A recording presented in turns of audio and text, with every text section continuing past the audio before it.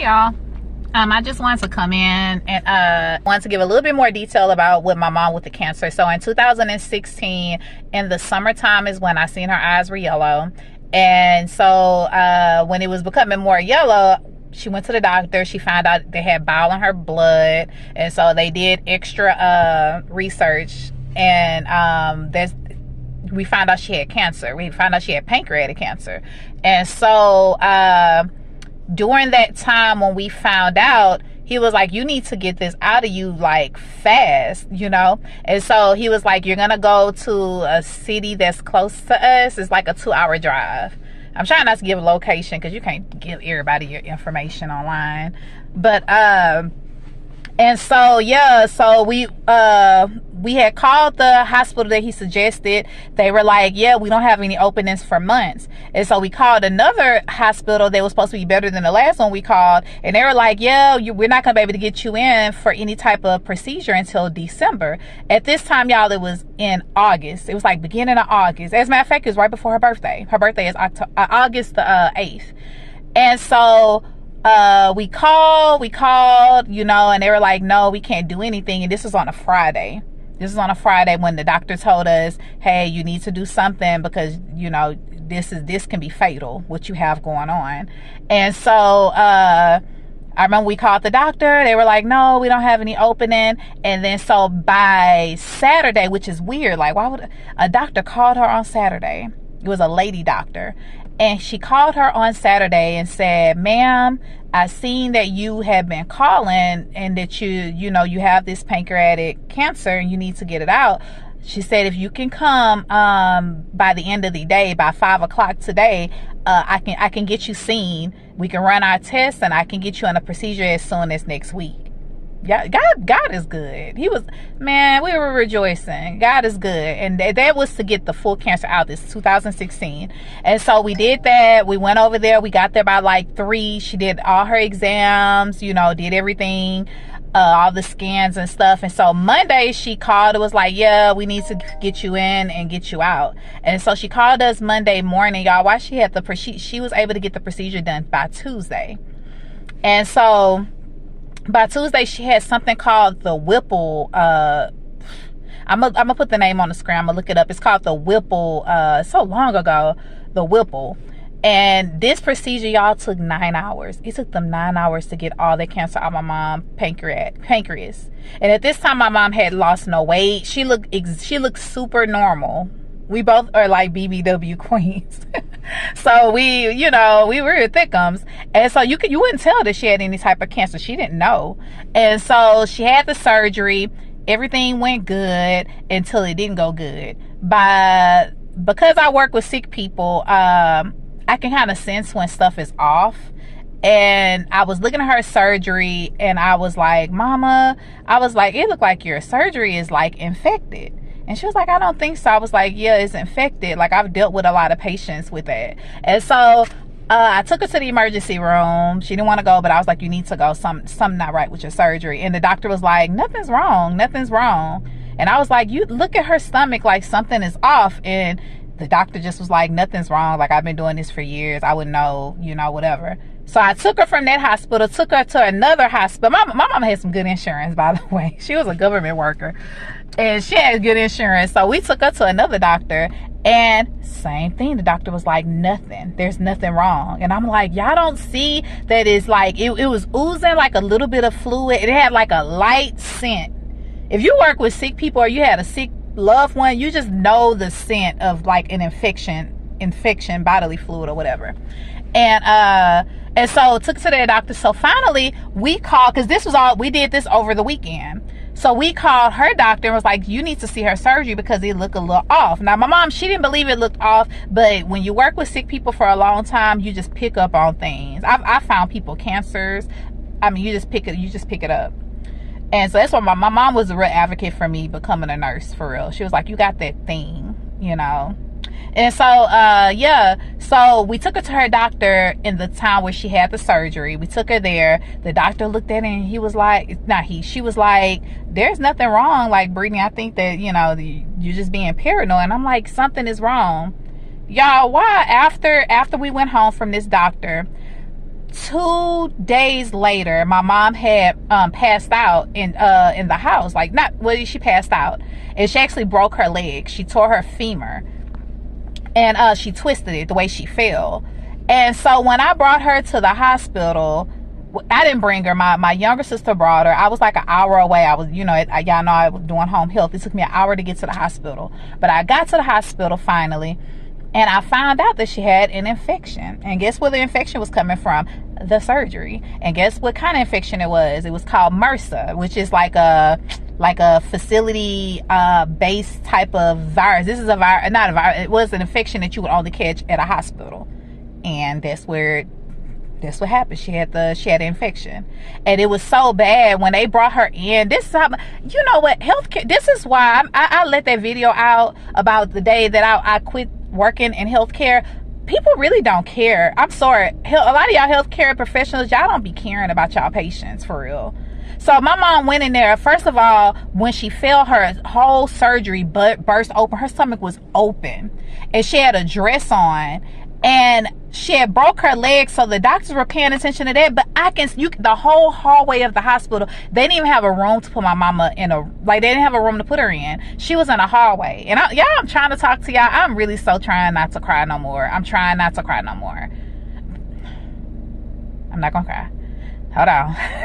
Hold on, y'all. Hold on. I gotta get goofy to shake it off. All right.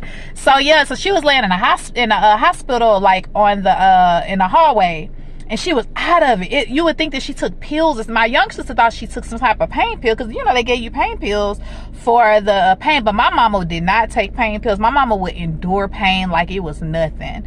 And so my sister was like, I think she took a lot of pain pills. But when they ran tests, they found out there was no pain. It was not no pain pills, anything in her system. She hadn't been taking nothing.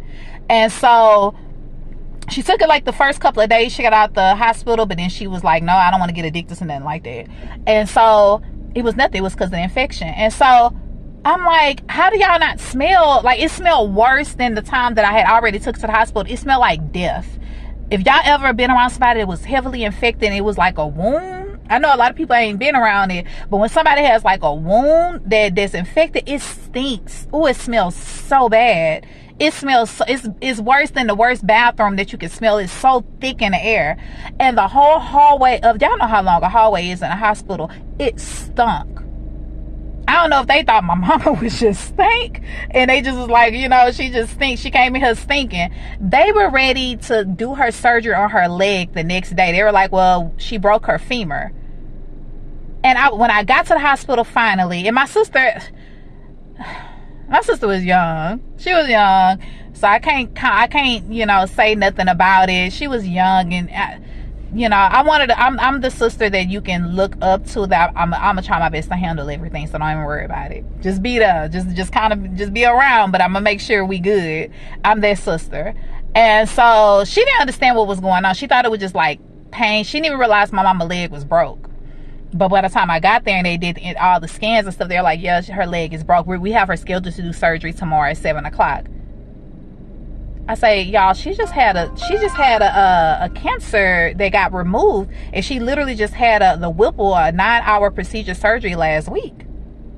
And so y'all can't do it, sir. Like, y'all about to put her under, and she's already out of it, and it's infected. Y'all don't smell that? And I'm saying this to y'all like this, but I'm super professional in a hospital setting, and I'm very nice. I don't talk crazy to people. That's not me. And I can talk like, I can show y'all how I really feel here, but when I was there, because my mom is in y'all hands, I ain't about to piss y'all off.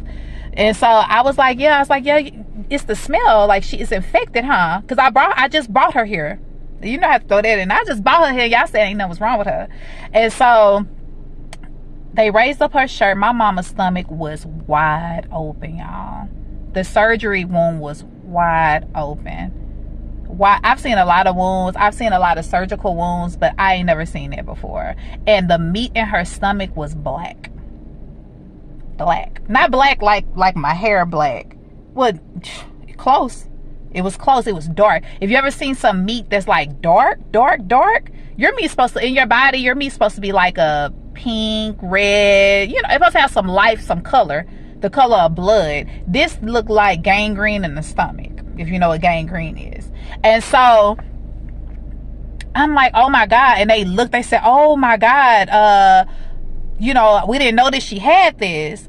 And they had just gave her a pain pill, y'all. This was crazy. They checked her blood pressure and seen her blood pressure was low and gave her a pain pill. Y'all, if y'all have a loved one in the hospital and they got low blood pressure, when they take a pain pill, okay, y'all, I'm gonna put a disclaimer. Y'all, if I'm not a medical, I'm not a doctor, I'm not a registered nurse, I'm not none of that. I be knowing things. I just be knowing things. And when somebody's blood pressure is low, and I went to school for nursing, y'all. I didn't graduate, but I did I got a lot of credits in nursing. I even plan on probably going back in January, or probably next year after the summer or something. But I have a lot of knowledge. I studied like anatomy and stuff like that, and microbiology and all that stuff. But you get a pain pill, it's gonna bring your blood pressure lower, which is not what you want. So they checked her blood pressure when she got in there. It was low. It was like maybe, I think it was like 74/52 when she got there. You know, they check your stuff when you get in there. Then when she got on the next floor, they gave her a pain pill to get her out of the pain. And they gave her a heavy pain pill. So when they were trying to talk amongst themselves, but I'm listening because it's my mama, and they're like, did you just give her a pain pill? And the little guy was like, well, yeah, because you know she was in pain, she broke her leg. And I remember the doctors doing this. And I said, sir, what are y'all gonna do? While I looked at the screen, my mama blood pressure was dropping. As they're talking over there, my mama blood pressure was dropping. I'm looking at it go from 70, 60, 50, 45, 45, 45, 45 over 39. And I'm like, y'all, look at the screen. This, I'm acting like I'm talking about girl. I have a lot of women on this page. I have men too. I love y'all bros. I love y'all. But I'm like, y'all stop talking. Look at my mama blood pressure is dropping. Y'all, at that time I had never seen somebody get CPR in my face. It is brutal. They were able to bring her back. It took them a minute. They were able to bring her back. I was at the hospital by myself too. I was at the hospital by myself with my mama. And to my aunt came like super late. She had got off work. She didn't really know what was going on, but she came and she stayed with me. My mama ended up getting life flighted to the other hospital where the doctor did her surgery because they couldn't do anything. They were like, we can't touch that surgery. We can't touch it. It's infected, and we know what it's infected from. It's infected from MRSA, and we don't want to be held reliable. So they flew her back to the hospital where she had the surgery, where she got the infection. And I remember the doctor coming to me and she was like, Brittany, I'm so sorry. I didn't know. And I was like, I'm just help her. And y'all, let me tell y'all how much I love my mama, y'all. We got it without getting emotional. I ain't gonna get emotional. But my mama got life flighted at 6 o'clock in the morning at that hospital. And y'all, I hadn't slept. I had went to work and I got up at 4. I worked from 5 to probably like 6 in the evening. And then I found out that my last patient, it took me an hour to get back to my city. With home health, I got paid for my mileage too. And that's when my sister called me, and I drove all the way to the hospital. I did not sleep. I stayed in the hospital. And y'all, when you think about it in the hospital, you think you just chill and watch the TV. Not when your loved one is passing away. When they just broke a leg and they were just walking the other day. No. It was hectic. And then I'm watching them do CPR. They're bringing her to other rooms. I can't see her. I can't be around her. Then I could be around her. It was confusing. Then she got life flighted to the hospital that I was thankful that she went to. And so I was so tired. It was me and the little girl. I had went to go pick her up. No, my sister dropped her off to me. I said, just bring her to me. I'm gonna take care of her. And my little sister at this time, or the little teenager that I be showing y'all pictures of, at that time she was 10, 12. I think she was 11. No, she was 10. She was like 9 or 10. And we're at the hospital and they were like, we're gonna life flight her. Y'all, she got life flighted, but I had to drive 2 hours to that city. And I was by myself. I was by myself. And so I remember the devil was getting so busy, man. Me and the little girl that I have now, we went to the Walgreens to buy like snacks. I went to get some Red Bull and stuff, and why somebody tried to snatch her, but that's another story for another day. As I walk into the car, this guy was in an Altima. It was a group of guys, and as we were going to the car, my spidey senses kicked in and was like, oh, they're trying to snatch somebody. And it was a car with some dark tint. It was dark outside, and I was on the car in the parking lot, and they parked far, and then the guy got out the car and started running to my car. And it wasn't no crackhead, it wasn't nobody, there's homeless. This was a well-dressed guy, you know. Now I don't want to say well-dressed, he had a hoodie on, and it was a nice vehicle with some nice tint. Why are you running to my car? And it's dark. And I'm like, he didn't even run to Walgreens. So when we got in the car and I locked the doors, he ran right back to his car. And then we headed to the city that I went to go see my mama. When I got to that hospital, y'all, the doctor said, "Ooh, it's a blessing that you came, because if you wasn't here, we would have had to let her pass away." I had to sign certain documents to give them permission to give her surgery. Y'all, it took 11 surgeries in my mama abdomen to take all the infection out. They had to put her in a coma for 2 weeks. I didn't talk to my mama I went from talking, and y'all know what's crazy? I ain't gonna say that. But yeah, I didn't talk to my mama for 2 weeks, and this is during my birthday. This is in September, so this was during my birthday. My mama spent 4 months in the hospital. They couldn't even do her surgery on the leg that broke. They didn't do any surgery to it because she had to get all the infection out, and so they got all the infection out after those 11 surgeries. It took them 2 weeks. And y'all know what I was dreaming of when I was sleeping on that little couch?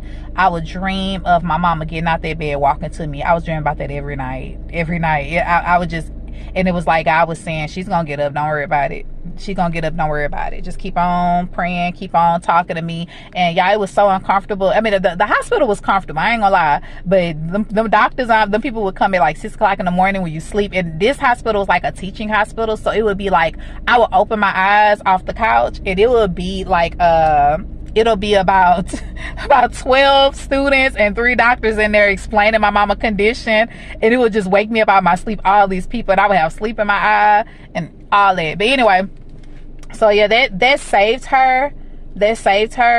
And so she stayed in the hospital for 4 months. It took them a long time because they had to keep going in there and they wanted to get all of it out. They couldn't leave anything in there. And so when she got out the hospital after the 4 months, and came back home, that's when I realized, I'm like, well, what y'all gonna do about her leg? And they're like, well, we can't do anything yet. And so finally I requested, y'all gotta be advocates for y'all family in the hospital. That's why it's important for y'all to be there. I requested, I said, can y'all do a ultrasound scan or something, just to make sure there's no blood clots? My mama had 3 blood clots in her leg. They were traveling up. And so that's when they did the surgery. They ended up having to do this. Once her stomach healed up a little bit, they kept an eye on it. They kept her on blood thinners. And y'all, I have to pat my own self on the back. I was a good daughter. I did my mama didn't even have to do really get no home health for real. She had a little help, you know, the nurses and stuff, but they never had to change her surgery. Once I was at the hospital, I learned how to do it. And my mama's stomach would open. I wish I can give y'all a picture. The body is something. My mama her surgery, just imagine my chest is a stomach. This is the stomach. My mama's surgery would go down here all the way to the belly button, and then there was another cut that was across. So it was like an upside down T, and you would open it up. I know this sounds disgusting to some of y'all, but it is what it is. You would open it up, and I would have to go in there. I would have to spray it with saline solution, and I would have to pad it up. And I would also have to inject her stomach with a blood thinner to make sure that that blood clot didn't go nowhere. And so the body is amazing, because we did this for months, and I literally watched her stomach like come back together. It's so weird, but I watched her stomach like close back together. I watched the skin and the fat. I was able to see inside my mama's stomach, y'all. That's crazy, right? It was open. It wasn't a little like a little flap. It was like an encyclopedia book that would open. It would open, and then it would flap down at the bottom. And I watched all that close up until her stomach. I remember the doctor saying, "Brittany, you doing that?" And I'm like, "Yes, mama. Who would do it better?" And she was in the hospital for 4 months, so Like, I learned so much being at that hospital. So I'm like, y'all don't really, the nurses don't have to just come and check on her and, do y'all thing, but I can do this thing. Because I had to change her thing 4 times a day. And I did home health, so I would go see a patient and I would look at the time. I'm like, I gotta go get back to my city, gotta go change my mom's stuff. 4 times a day I changed that. And not just that, she was in a diaper because she couldn't walk, her leg was still broke. They were refusing to fix it, and so I had to change her. I had to make sure she was fed. She was bedridden, but my mom was fully there, 100% mentally. She was there, but she was down bad during that time. But baby, she healed up, got out that bed. Once she got that surgery done, they put her in a rehab. She got better. She almost had it like amputated though. She almost had it amputated because it was months without them fixing it. And man, she came out like in December. She went home in December, so we ended up in there like end of August, and then end of December she ended up coming home. And so that whole year she was cancer free. But when you have this surgery, what made her, the videos that y'all see where she lost a lot of weight, the weight loss came mainly from that surgery, because it was a way that they took the cancer out, but it was like they took a piece of her stomach out, and so she couldn't eat as much. It was almost like having a weight loss surgery. And they took certain things out of her stomach that it just wouldn't digest food properly. But she did pick up weight. It was certain I didn't put the pictures and orders on my short, but she had lost a lot of weight, and then she started picking up weight, and she got back to like her almost like a good weight, not like a oversized weight. She was like a good size. And then the cancer came back, which I believe everything is spiritual, y'all, especially sicknesses. And so my brother got into some deep trouble. I don't even want to get into it, but my brother's my mom's only son, and he got into some deep trouble with my brother is facing a life sentence. I'll say that much.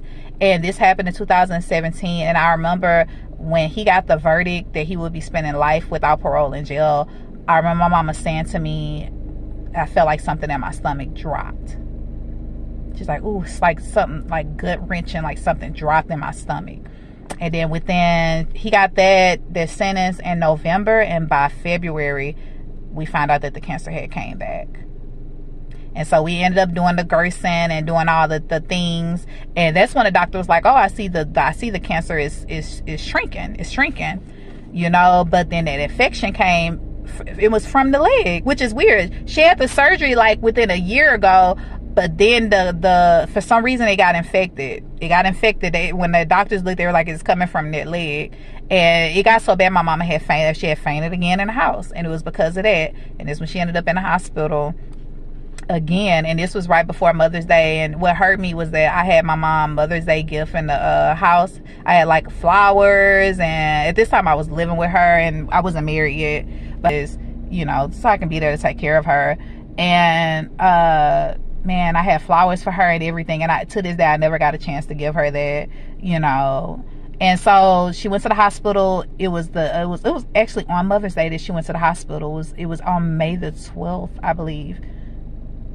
But she went to the hospital, and they said that it was infected. She went in, and she came back home for like a couple of weeks once they handled the infection. Then she had got another infection. It was like E. coli and something else, and we don't know where it came from. So then she ended up back in the hospital. And this is one of my regrets. If I have any regrets, this is my regret. I never left my mama's side. All the time she was in the hospital, I never left my mama's side. And I wasn't even married. It was just that I would save money up. And so when like the 4 months that she was in the hospital, I was barely working, but I was stacking money. I was just putting it up.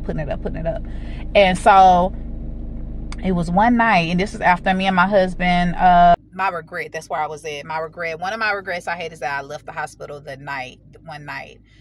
You can't trust all these healthcare professionals around your people. Their patients are not their family, so they're never going to give them the type of care that you think. And so my mom, her blood pressure was already low. They were saying like her kidneys and her liver was shutting down, but my mom was still talking to me and everything. Like she was talking normal, like how I'm talking to y'all. Like, oh, Brittany, like stop standing over my bed, stop looking at my vitals. I'm okay. I'm laying here, just you making my nerves bad. I remember she said, why don't you go home and go take you a shower and then come back up here? And I'm like, okay, I'm gonna go. But I waited 2 hours to go, and then when she kind of went to sleep, I left. That was my biggest regret. Not saying everything is always in God's timing. If it was her time to go, it was her time to go. But when I left, I remember I called, and it was about 3 o'clock in the morning. I called the lady and I was like, hey, I was like, how is she doing? And the nurse was like, oh, well, she kind of woke up and was a little irate. And so I gave her a sedative to help her relax. I said, well, why would you give her a sedative and her blood pressure is already low? And she was like, no, it's just because her kidneys, everything is already shutting down. So I don't want her to be so irritable. And I'm like, but a sedative or a pain pill or anything would bring the blood pressure lower, right? And she was like, well, I'm monitoring and everything looks good. Y'all, by the time I made it back to the hospital, my mom had went into a coma because her blood pressure had dropped so low they had to do CPR, and it was because of the setup. And when I asked the doctor, I have no proof besides me and this lady talking on the phone. When I asked the doctor and the nurse, I said, well, what did you give her? That lady acted like she didn't give her nothing. It was like I talked to a ghost on the phone. I said, ma'am, I wish I would have recorded the conversation. I was like, you told me you gave her something because she was irate. And she was like, no. And the doctor's like, well, there's nothing in the system that said that she gave. I'm like, this lady told me on the phone that you gave my mama a sedative because she was irate. And my mom was not irate. She was chilling. She was chilling. She wanted me to go sit down because she was resting.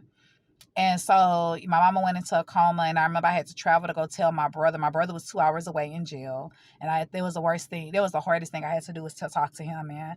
I ain't about to cry. It's my voice. I be crying in my voice first, and I have to bring it back together. But when I sat across the table from him, and I was holding his hand, and I said, Karen, oh, I'm gonna say this name. I said, hey, mama doing bad. He already gave him a little bit of an idea what was going on. I was like, mama doing, I don't know how long she'll probably be here. The guy can pull her through, but as of today, it's not looking that good. And I remember my brother looking at me. He had such a serious face. You know how, like, he's a man, like, he's an alpha. And I remember him looking at me, and he was like, mama gonna be gone? Mama gone? Like, mama leaving? Mama gone? And he just kept saying it. He just kept saying it. That was my mama's favorite child. The boy, it was something about my brother. She loved my brother. And he said, mama gone? Mama gone? He must have said that like 30 times. He didn't say nothing else. And all I could see was his eyes turn red and tears was just streaming down his face. And it was like his face was blank, but the tears were running. Man, it hurt me to do that. I'm trying to keep it together for y'all. I'm trying not to cry no more. I'm trying. But I told him that. And when I went back, my mama lived for another day. And they were like, my older sister, they were asking me to pull the plug. I was like, I'm not pulling the plug. That's not, no. And they were like, well, your mama's a vegetable. Nothing's going on. I'm like, well, at that time, I'm like, I want God to bring her back. But something my mama told me in February of the same year, my mama had a gift, y'all. This is going to kind of go into the supernatural a little bit. My mama had a gift of knowing when people would pass away. I'm gonna make a video on it. My mom had a gift of knowing when people would pass away. And in February, she said, Brittany, that gift I be having, not a gift, she said, that feeling I have when somebody's passing away. And I was like, yeah, mama, who about to pass away? And she was like, me. She was like, this is time. God is ready for me now. And I'm like, mama, don't say that. She was like, Brittany, I'm telling you because you're going to be the one that's going to be the backbone of the family everybody's going to depend on. And I need you to keep it together because this time God is coming back for me. He gave me back to you. She said that when she went through all those procedures, she said she had a conversation with God, and she said she wants to stay with God, but she also told God, like, I don't want to leave. Brittany's not ready for me to go yet. But she looked at me in February of that year, and she said, Brittany, you're ready. She said, you're not going to feel like you're ready, but you're prepared. And she said she was going to pass away. And so my older sister was like, Brittany, there's nothing else they can do for her. Like, they're breaking her ribs, trying to keep her here because they kept doing CPR. And every time I would leave the hospital, my mama would try to, like, go. Anytime I would leave, as soon as I would hit the car, they would be calling and saying, oh, she's passed. I'm like, and it's like she didn't want me to be there. But we ended up pulling a plug. It was not my decision, y'all. It was not my decision. But she was really, really sick. Her kidneys, everything had already shut down. She was literally dependent on machines to keep her up. And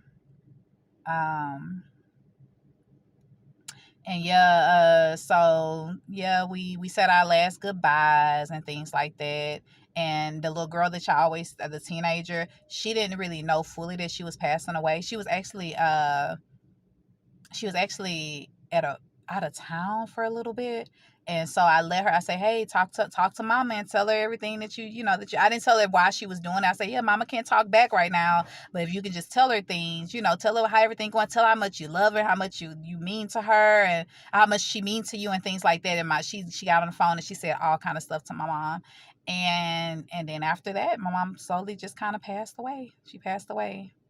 It was slow, but she passed away. And so I just wanted to come in and give y'all a little bit more information on what happened during that time. So I'm gonna let it go because I think I did about a 40-minute video. So y'all be blessed. I'll talk to y'all later.